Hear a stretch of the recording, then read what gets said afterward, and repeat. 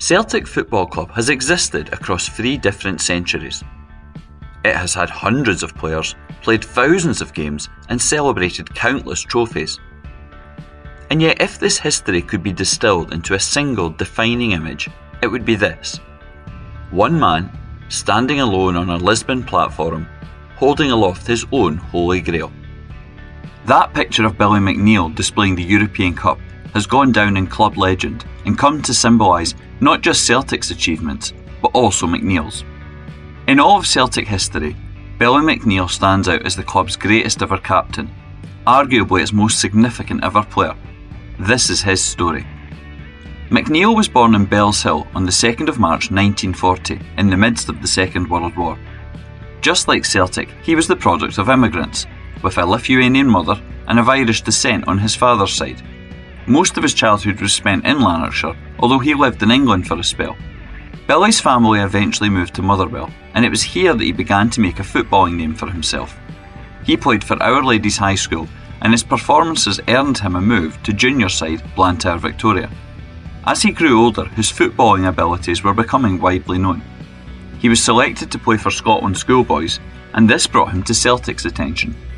Jock Stein, at this point the boys' reserve coach, ensured that McNeill came to Celtic Park, signing in 1957. Although this year saw Celtic's famous 7-1 League Cup final win over Rangers, it was not generally a happy era for the club. In fact, this would be the last trophy that Celtic would win for 8 years. When Billy made his debut in August 1958, coming in a 2-0 home win over Clyde, he would soon establish himself as an important part of the club. But the general problems evident at Celtic made him wonder if he should move elsewhere, despite being made captain in 1963. The turning point for McNeill and Celtic came in 1965. Manager Jimmy McGrory left the club, and he was replaced by Jock Stein.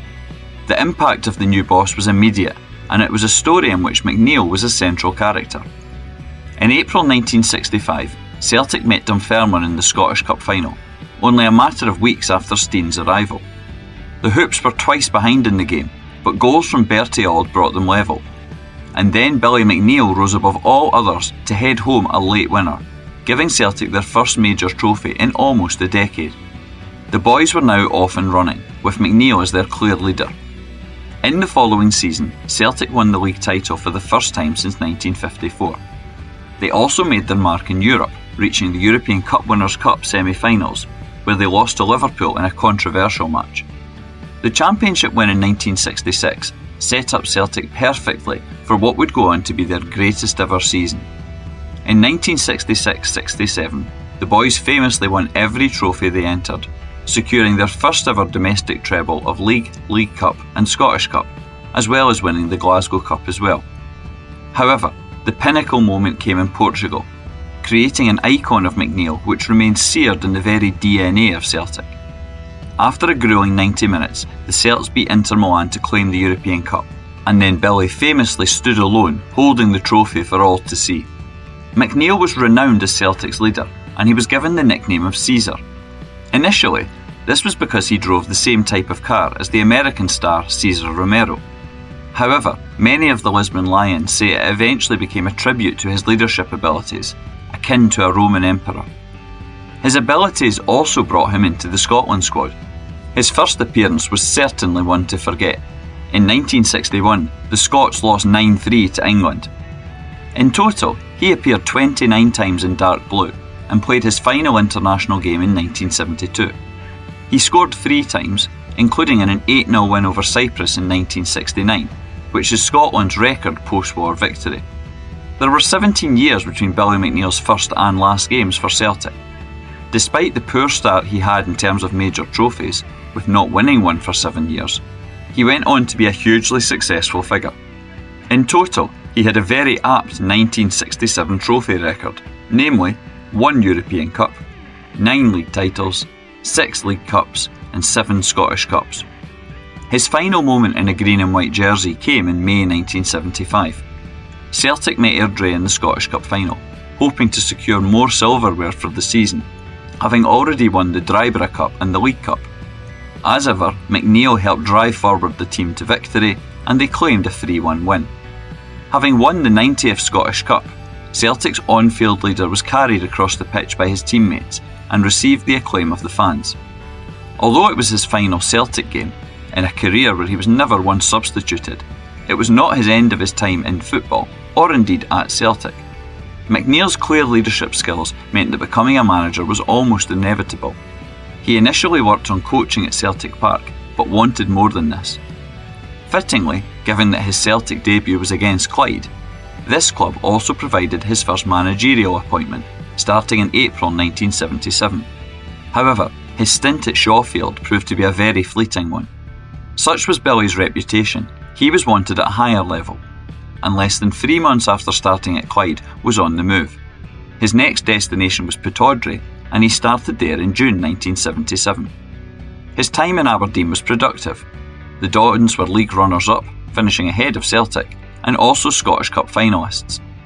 The end of this season also saw the end of Jock Stein's time at Celtic Park. As such, Billy was once more on the move, coming back to Glasgow to take on the top job. There could scarcely have been a more dramatic conclusion to his first season as Celtic boss. In 1979, Celtic played Rangers on the final game of the season, needing a win to claim the title. Despite falling behind and having a man sent off, there were huge celebrations as 10 men won the league. Billy McNeill, so successful as a Celtic player, was now off and running as manager too. As well as the 1979 league title, McNeill the manager led the boys to more championship success in 1981 and 1982. They also claimed the 1980 Scottish Cup in an infamous win over Rangers, which concluded with a major riot at Hampden. Furthermore, in 1980, Celtic enjoyed a famous 2-0 win over Real Madrid, although ultimately still lost on aggregate. Despite this success, all was not well with Billy's relationship with the Celtic board.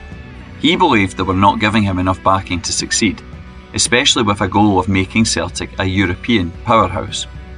In particular, he was furious when Charlie Nicholas was sold to Arsenal.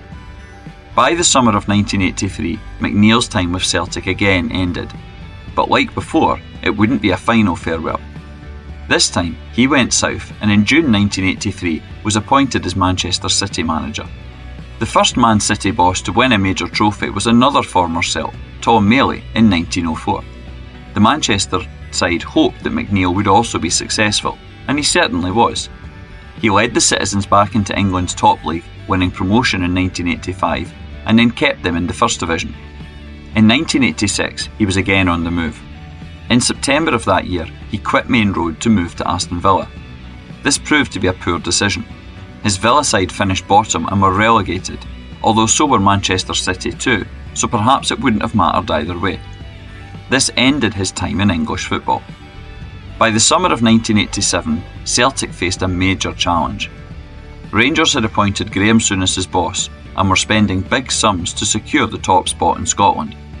This season marked Celtic's centenary, and so Caesar returned to Celtic Park to try and stop this financial juggernaut. What happened next is another famous chapter in the Celts' history. Under McNeill's leadership, the boys put on amazing performances to claim not just the league, but also a Scottish Cup double, doing so 100 years after a Celtic side had first run onto the pitch. The following year, the boys followed this up with another Scottish Cup win, thanks to a Joe Miller goal that gave them victory over Rangers. But despite all of this, it was clear that Celtic were a side in decline. The club could not compete with Ibrox's riches and soon began to struggle. In 1991, amidst great acrimony, Billy McNeill left Celtic. Fan opinion was divided, with some believing that his managerial style no longer suited the modern game. However, he did have one more footballing job, working for Hibs for a season in the late 1990s. Out with sport, McNeill was involved in different activities.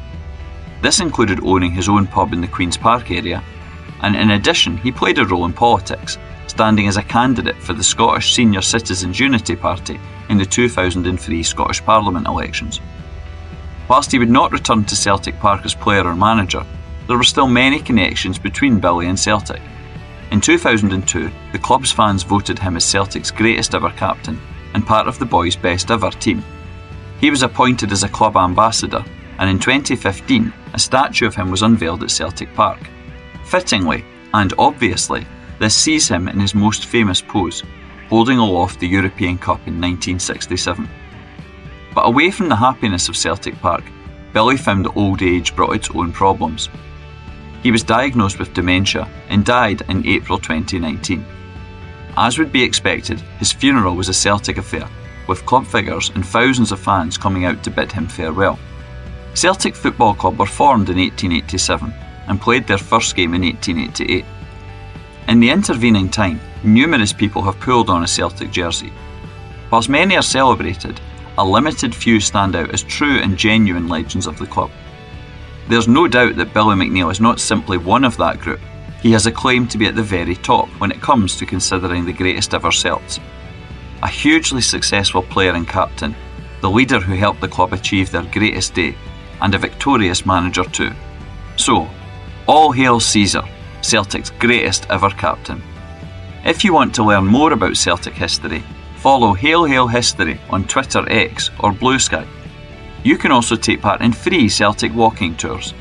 Visit celticwalkingtours.wordpress.com for more information.